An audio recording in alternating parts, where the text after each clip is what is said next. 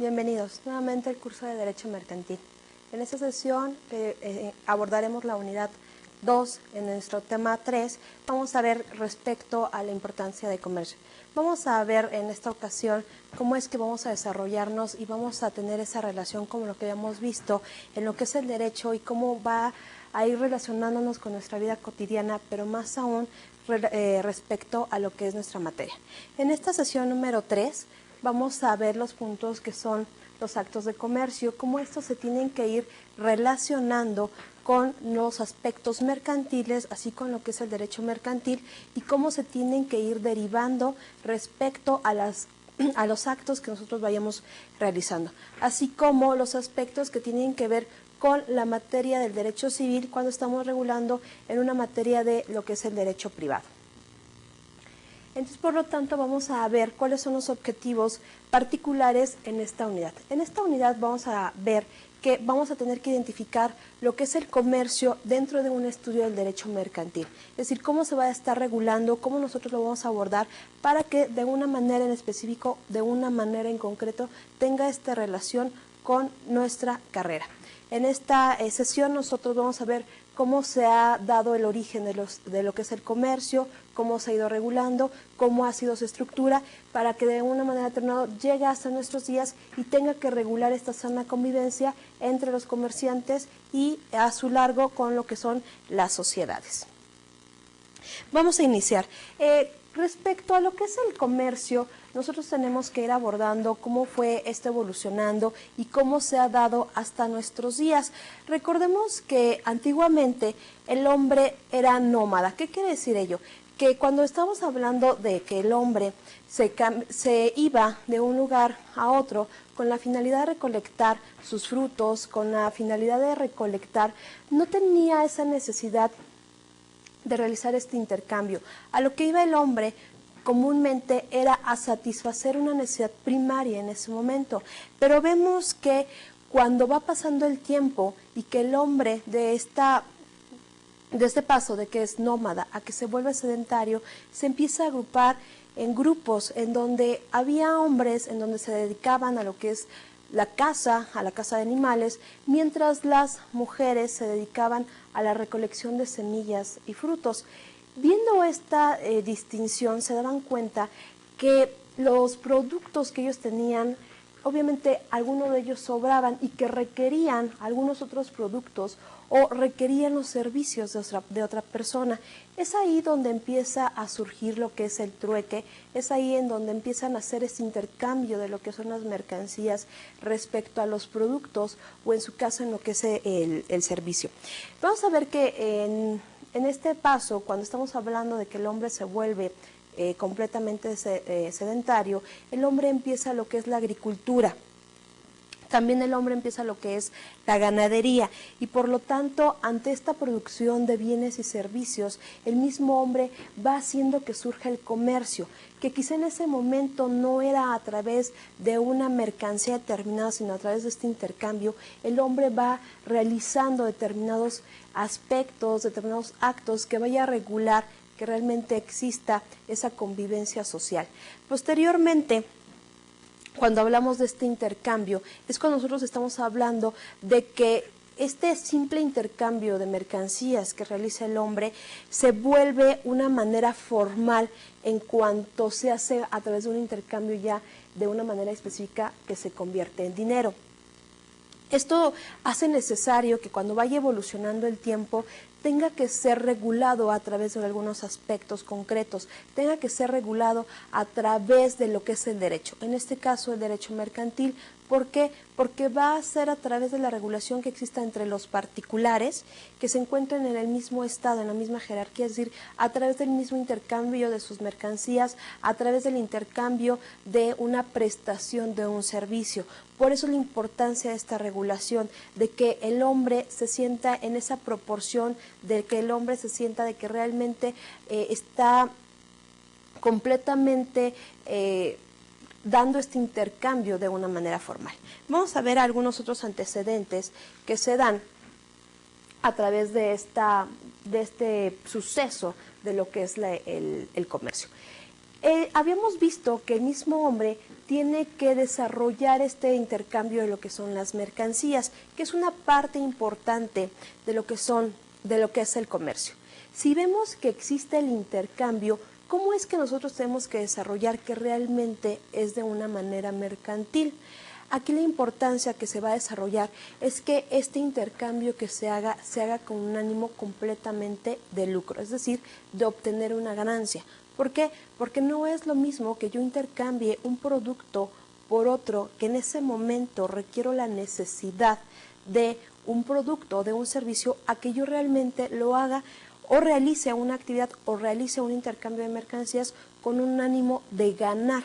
En ese momento estoy hablando de lo que es el comercio. ¿Por qué? Porque en ese momento estoy haciendo un acto de intermediación o de una interposición entre productores y consumidores, pero con ánimo completamente de lucro. Un ejemplo de ello es cuando nosotros asistimos o nosotros acudimos a una tienda a comprar un producto para consumo personal. En ese momento nosotros estamos realizando el comercio. ¿Por qué?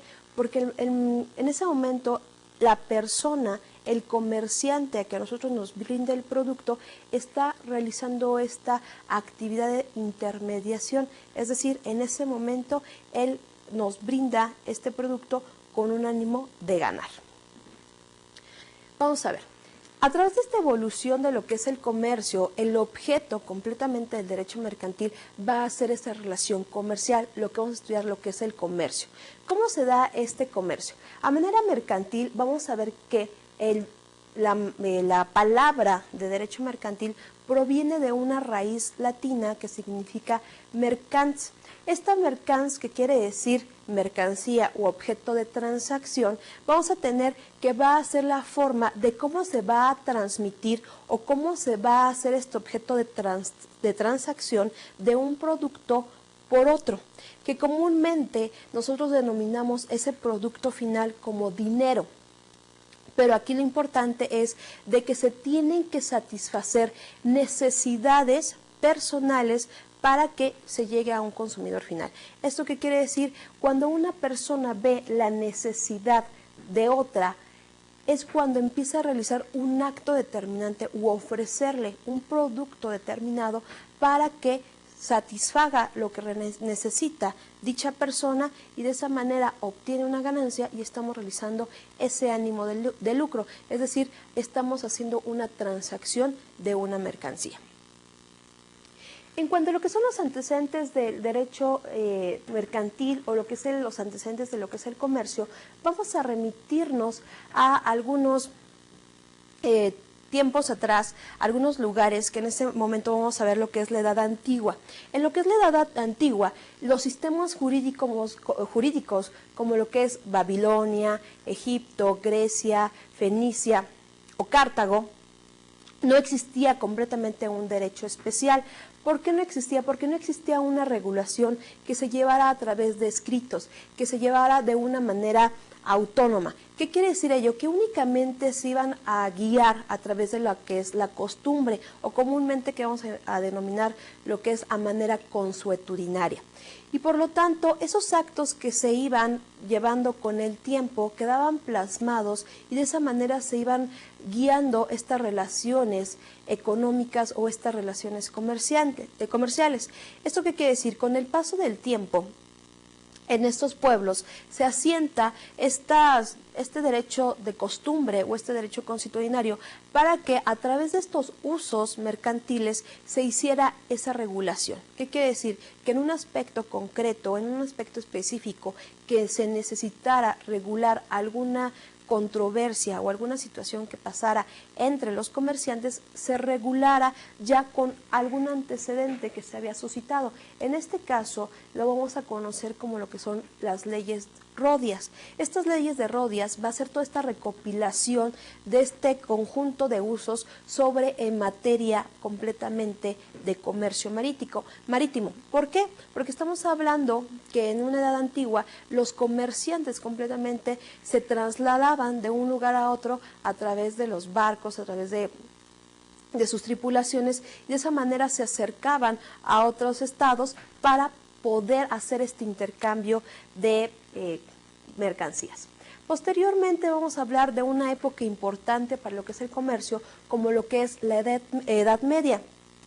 Esta Edad Media es importante para lo que es el derecho mercantil, para lo que es el comercio, porque hubo en este tiempo un gran desarrollo en cuanto a lo que es el comercio, en cuanto a lo que es los mercados, y sobre todo en esta época es donde surge esta institución de lo que es el crédito, esta figura que nosotros conocemos como lo que es el préstamo, y por lo tanto se origina esa relación que debe tener entre los particulares en cuanto a una relación mercantil. Es decir, si una persona se obliga a devolver este dinero, ¿en qué términos está pactando? Por lo tanto, era importante que se regulara en esta Edad Media estas relaciones comerciales, que no solamente implicaba el intercambio de mercancías, sino que también implicaba esta relación de la obligación, es decir, sobre todo cuando hablamos del crédito.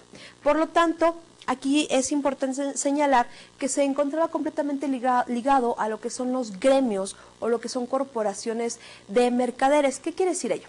Que había un grupo de comerciantes que decidieron asociarse para poder unir esos esfuerzos y para poder establecer cuáles iban a ser las reglas en cómo se iban a regir todos los que se dedicaran a lo que es el comercio. En caso de que existiera alguna controversia, en caso de que alguien no cumpliera con lo establecido, cómo se iban a ellos a tutelar, cómo es que ellos iban a aplicar una norma determinada para proteger a la sociedad. Y por lo tanto, esto implica que este gremio tenga como consecuencia que tenga una organización hacia las ciudades para una defensa completamente de los intereses comunes de la sociedad. Es decir, que la sociedad estuviera completamente protegida ante cualquier acto comercial que se llevara a cabo en ese momento dentro del Estado.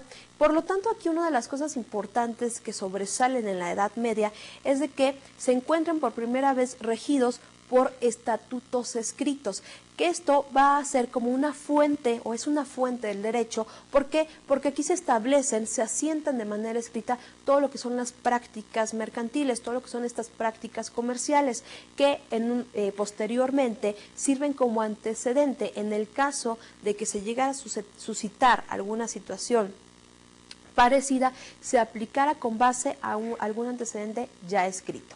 De igual manera, aquí lo que también implica es que instituyen una institución, implica o aplican en este caso una institución que es un tribunal de mercaderes. En esta tribunal de mercaderes es donde se iba a consultar, eran los que iban a decir cuál era la respuesta más favorable a aquellas personas que se encontraban en una situación donde veían afectados sus intereses, y por lo tanto aquí lo vamos a ver como una jurisdicción consular, es decir, querían que se aplicara la norma en un caso en concreto.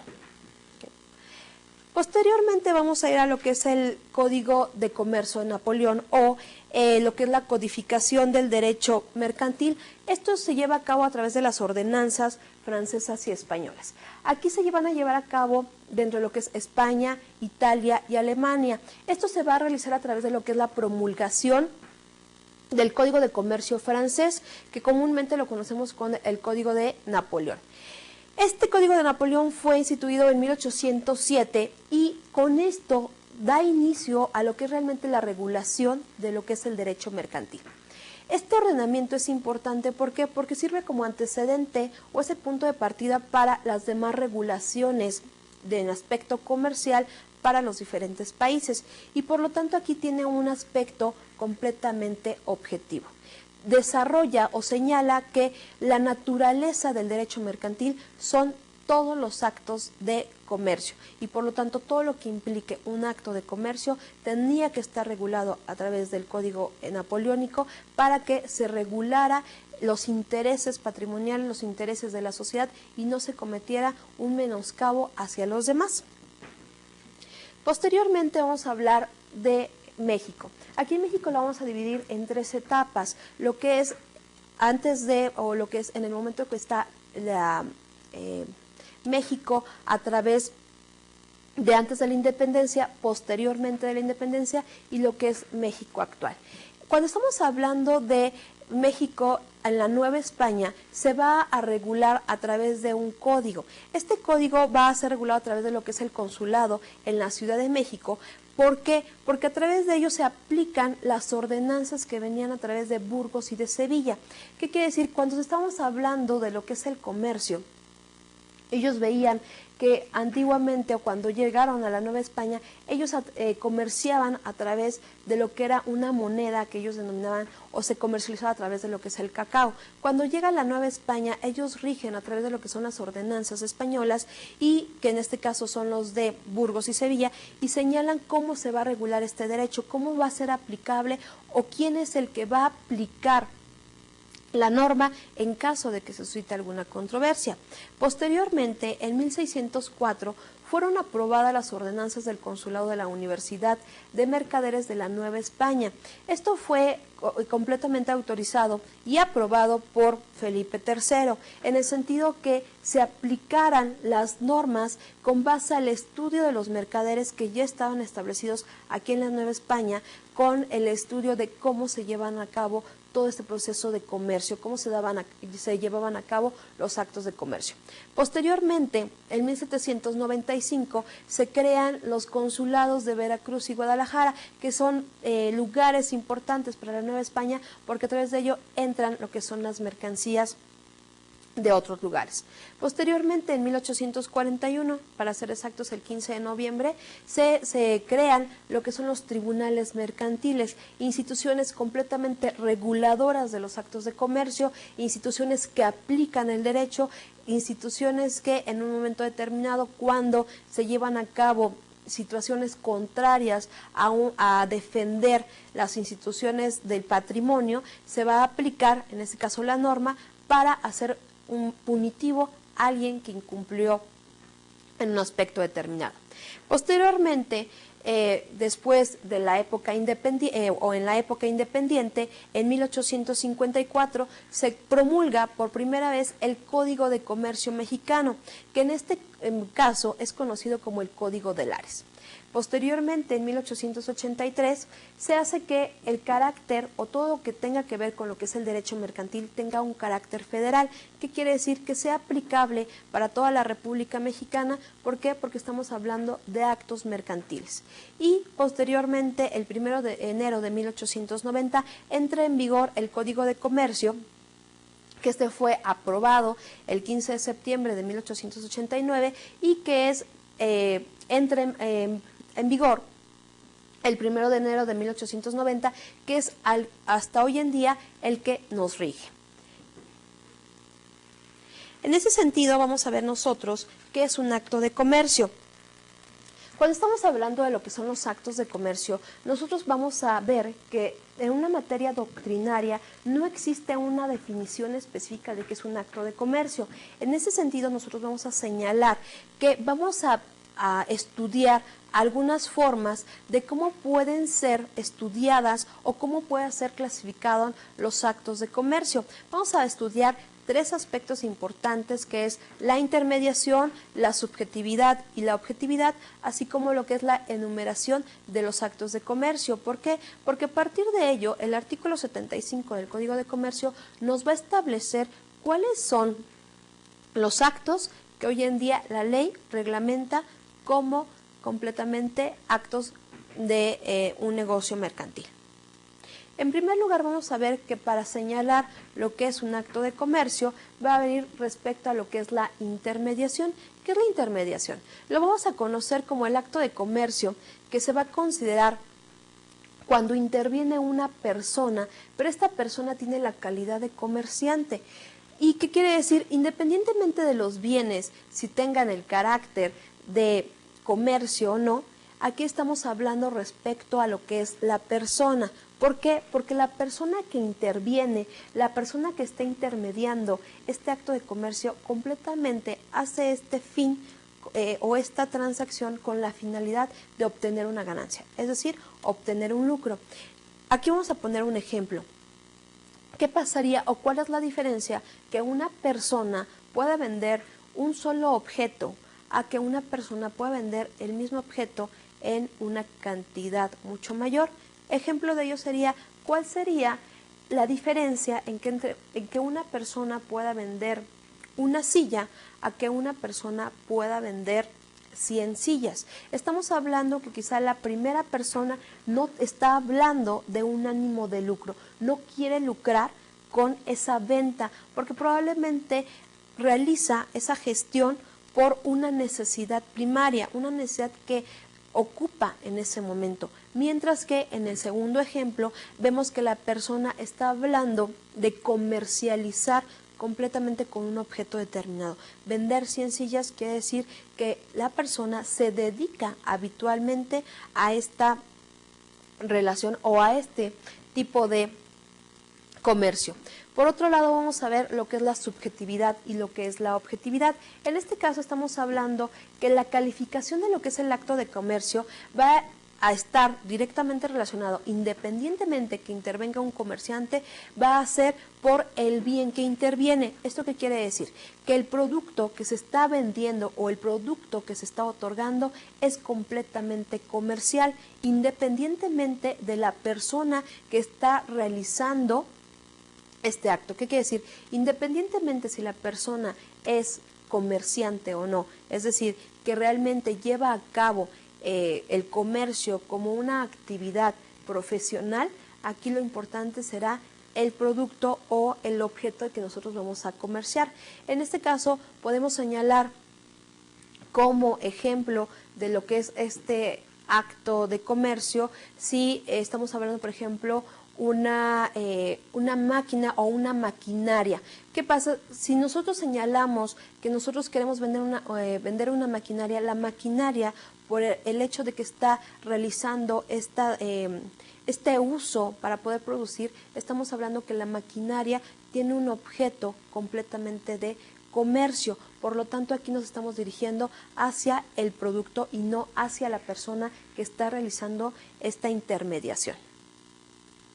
Y por último, en cuanto a la clasificación, en cuanto a lo que son los actos de comercio, vamos a ver que es por medio de una enumeración. En este caso, el artículo 75, como había mencionado, es cuando va a realizar o va a enumerar cuáles son los actos de comercio que la ley estipula, que la ley establece y les da este carácter completamente comercial.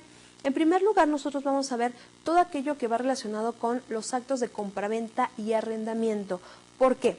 Si estamos hablando de que yo voy a realizar una compraventa de alguna casa, o que si yo voy a realizar el arrendamiento también de un bien inmueble, estoy señalando que yo voy a ganar o voy a obtener una ganancia a través de esta enajenación del bien. Por lo tanto, estoy hablando de un acto completamente mercantil. ¿Por qué? Porque la ley nos va a establecer que de acuerdo al uso que yo le dé, si estoy obteniendo una ganancia derivado de esta relación, de este vínculo que va a haber entre dos personas, estamos hablando que va a obtener un lucro y por lo tanto se estará realizando lo que es un acto de comercio.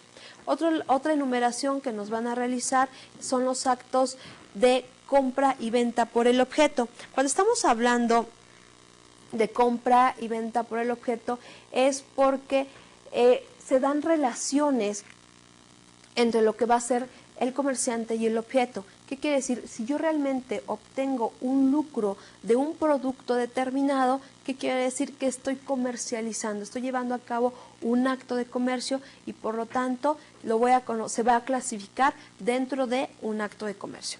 Posteriormente vamos a ver que el acto de comercio también puede ser llevado por el objeto que recae.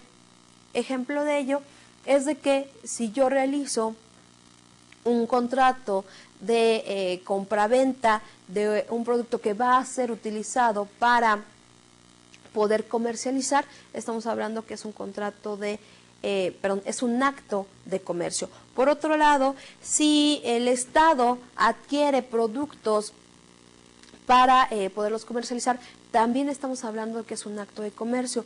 Aquí quiere decir que independientemente de la persona que adquiera el producto determinado, vamos a hablar del acto de comercio. No estamos hablando completamente del sujeto. Estamos hablando de el producto a el objeto que va a estar destinado. Asimismo, vamos a ver que todo lo que son los actos de empresa. Cuando hablamos de una empresa es cuando diferentes personas se asocian porque tienen un fin en común. Y cuando estamos hablando de un fin en común, en primer lugar, el fin en común que tienen es obtener una ganancia. Completamente hablamos de un lucro. Y si estamos hablando de que tienen un fin común, esto quiere decir que ellos desean realizar un objeto o una actividad determinada. Para poder realizar ellos esta actividad determinada, tienen que realizar actos de comercio. Ejemplo de ello, si nosotros hablamos de que queremos establecer una empresa para crear muebles, estamos señalando que nosotros queremos obtener una ganancia a través de la venta de los muebles. ¿Y cuál sería en este caso en específico? No estamos hablando de una persona en particular, estamos hablando que quien va a representar esta agrupación de personas será la empresa, y a través de esta agrupación todos los objetos o todas las actividades que se realicen desprendiendo a través de la empresa se van a considerar como actos de comercio. Posteriormente, otro acto de comercio que se contempla en este caso es la comisión mercantil. ¿Cuándo hablamos de comisión mercantil? Cuando existe esta mediación entre lo que son los negocios mercantiles. ¿Qué quiere decir ello? Yo como empresa probablemente no pueda ir a ofrecer a diferentes personas un producto que yo estoy vendiendo. En ese sentido, la empresa solicita a una persona en concreto que ofrezca este producto a diferentes personas y por lo tanto va a mediar esta relación. Completamente con ello lo conocemos en el caso de la venta de las enciclopedias. Por ejemplo, las personas están representando a una empresa para que a nosotros nos llegue un producto determinado, en este caso una enciclopedia. ¿Qué hace una persona? En este caso un comisionista acude a un centro donde nosotros nos encontremos, por ejemplo nuestra casa o quizá a nuestro centro de labores, nos ofrece un producto determinado y si de acuerdo con ello nosotros estamos de acuerdo con el producto, adquirimos. Pero esa relación que nosotros tenemos no la vamos a tener directamente con este comisionista, la vamos a tener con la empresa. ¿Por qué? Porque el comisionista únicamente está intermediando este negocio que se va a llevar a cabo entre la empresa y con el adquirente. Otra enumeración que nos hacen son las operaciones de los bancos. En el sentido de las operaciones bancarias, vamos a ver que va a estar regida en primer lugar, por la ley, que en este caso vamos a ver por la Ley General de Títulos y Operaciones de Crédito, así como diferentes ordenamientos de carácter mercantil que en este caso el Estado tiene que regularlas. ¿Por qué? Porque estamos hablando de esa intermediación que va a ser quizá entre el banco y otras personas. En ese sentido es importante señalar que se hablan, por ejemplo, de cheques, que es un título de crédito, se hablan de depósitos en dinero. Vamos a ver por qué un banco tiene este carácter completamente de un acto de comercio. Cuando yo tengo un dinero que yo quizá he ahorrado, quizá yo quiero tenerlo en esa disposición, quiero tener la disponibilidad y por lo tanto acudo a una institución bancaria para dejar mi dinero y que ellos administren ese dinero durante un tiempo determinado. Posteriormente, el banco realiza esta actividad, una actividad para que él tenga mi dinero. A través de esta actividad, él posteriormente va a realizar una actividad de crédito. ¿Qué pasa si otra persona requiere en ese momento un crédito o necesita un préstamo? Acudirá a una institución de crédito para solicitar un dinero y en este caso el banco se lo va a prestar. ¿Y qué pasa en esta situación? La persona que está adquiriendo este dinero como cuestión de préstamo va a firmar un documento conocidos como títulos de crédito en donde se va a comprometer a regresar este dinero más los accesorios que comúnmente lo conocemos como intereses. En ese sentido estamos hablando de un aspecto completamente bancario. Asimismo, otra de las enumeraciones que se tienen son los actos marítimos. Cuando estamos hablando de los actos marítimos, vamos a señalar lo que son los buques, los barcos. En este aspecto, quien va a regular va a ser la ley de navegación. En el momento cuando se hable de lo que es la ley de navegación, va a señalar que todos aquellos a través de este medio de transporte se van a realizar diferentes actos de comercio. ¿Por qué? Porque a partir de ellos es donde surge el derecho, porque se hacen este transporte para las mercancías, esta relación con otras comunidades para poderse transportar. Entonces, por lo tanto, a través de esta actividad que se realiza, se va a considerar como lo que es un acto de comercio. De otra manera, vamos a ver lo que es el contrato de seguro. ¿Y qué vamos a conocer como el contrato de seguro? Aquí vamos a ver en donde una empresa completamente autorizada, en este caso por la Secretaría de Hacienda y Crédito Público, le va a indicar a una persona que le pueda resarcir el daño mediante una prima en el caso de que se lleve a cabo una actividad o un suceso que pueda afectarle a su patrimonio o a su interés. Por lo tanto, a través de esta actividad que se realice de entregarle una prima, en el caso de que se lleve a cabo esta eventualidad, estamos hablando de un acto de comercio. Otro de los aspectos que se enumeran como acto de comercio será el depósito mercantil. ¿Qué sucede si una persona adquiere para realizar un acto de comercio, para realizar la venta, adquiere una cantidad mayor, una cantidad importante de un producto y no tiene dónde almacenar este producto? Lo que va a realizar será un contrato de depósito mercantil. ¿Qué puede hacer? En este caso, asistirá a un almacén en donde serán depositadas en ese momento los productos y estarán bajo custodia de un almacén. En ese momento estamos hablando también de un acto de comercio. Asimismo, la ley se enumera lo que son los títulos de crédito. En cuanto a lo que son los títulos de crédito, se va a señalar, comúnmente nosotros conocemos lo que es el cheque, el pagaré, la letra de cambio. Sin embargo, hay otros títulos que también se encuentran enumerados, como son las obligaciones, los certificados, los bonos de prenda, así como algunos otros títulos de crédito en donde, ¿qué sucede a través de ello? Existe esta obligación de deuda, es decir, existe una relación, existe este vínculo en donde una persona se compromete a pagar una cantidad determinada en un tiempo en específico. Otra de las enumeraciones que se tienen son los comerciantes. ¿Cuándo hablamos de los comerciantes? Aquí estamos hablando que un comerciante es aquella persona que realmente hace de sí como una actividad profesional el comercio. Aquí lo importante es de que estamos hablando de la habitualidad, es decir, esta persona se dedica como una profesión al comercio y por lo tanto todas las actividades que realice estarán encaminadas a lo que es un acto de comercio. Por otro lado, nosotros también vamos a conocer o vamos a tener aquí, en cuanto a lo que es los actos de comercio, los auxiliares del comercio. ¿A quiénes vamos a conocer nosotros como auxiliares del comercio? Vamos a tener a lo que son los factores y los dependientes. En este caso, los factores y dependientes van a ser, los factores son aquellas personas que van a realizar los actos en representación de la misma empresa, es decir, todo lo que realicen o todo lo que gestionen van a ser en representación de una empresa y por lo tanto van a estar encargados o encomendados a fungir como si ellos fueran los dueños de la misma. En este caso, comúnmente los conocemos como los gerentes o directores. Vemos que ellos representan o pueden realizar actos de comercio. Ellos tienen esa titularidad para poder comprometerse a nombre de una empresa para realizar alguna transacción.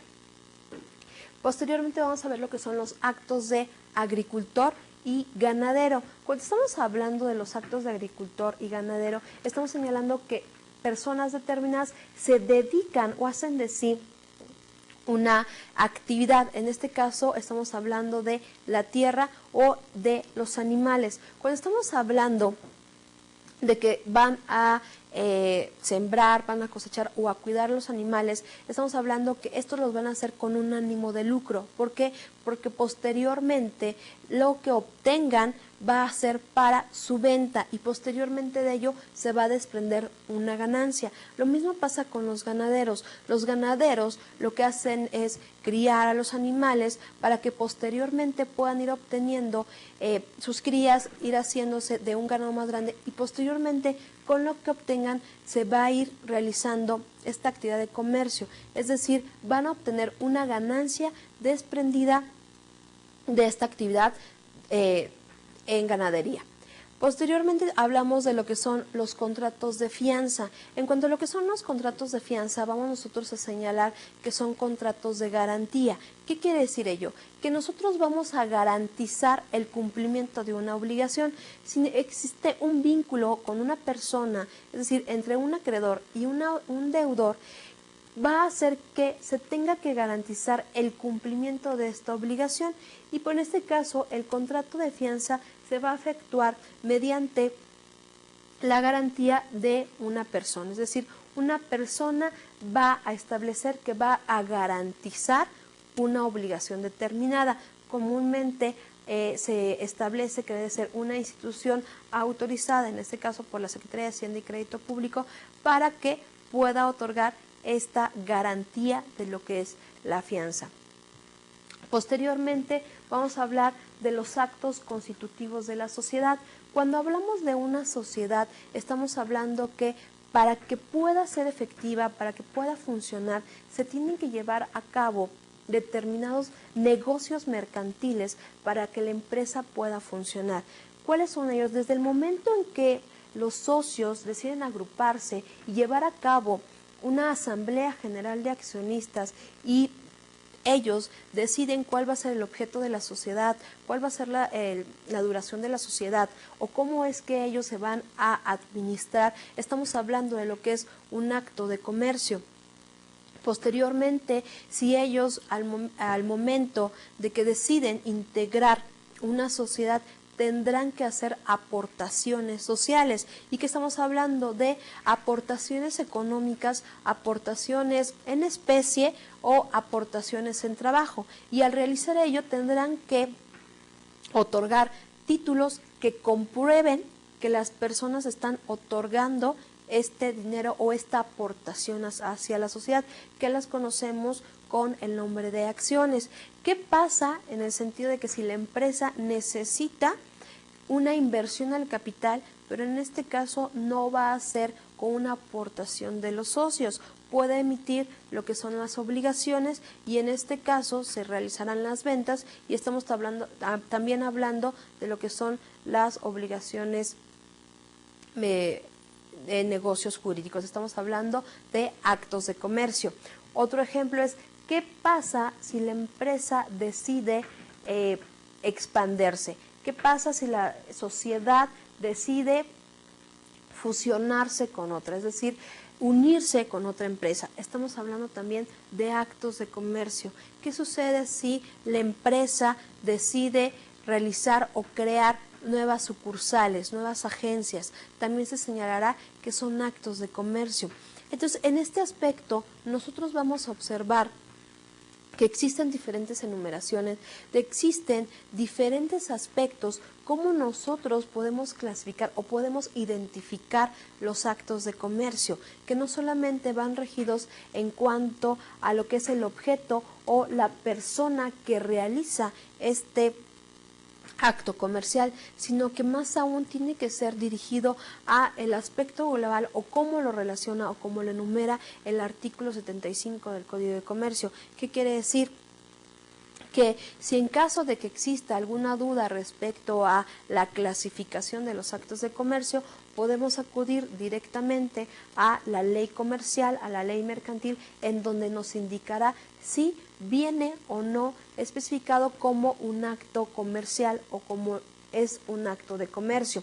Por eso es importante que se enumeren, que se den esta clasificación en cuanto a lo que son los actos comerciales. Por ello vemos la importancia que tiene esta secuencia o esta evolución que se van dando en cuanto a lo que es el comercio, la evolución que van teniendo día a día cada uno de estos aspectos comerciales. ¿Por qué? Porque vemos que quizá anteriormente no se regulaba, por ejemplo, algún vuelo o lo que era el transporte. ¿Por qué? Porque en ese momento no existía la necesidad de regular el transporte, y vemos cómo el hombre, a través de esa necesidad que requiere el hombre, hace como de ella un fin personal, hace de ella una profesión, algo cotidiano, hace esa habitualidad y obtiene un lucro. Ejemplo de ello lo vemos quizá en la edad antigua, con los primitivos, no era necesario trasladarse de un lugar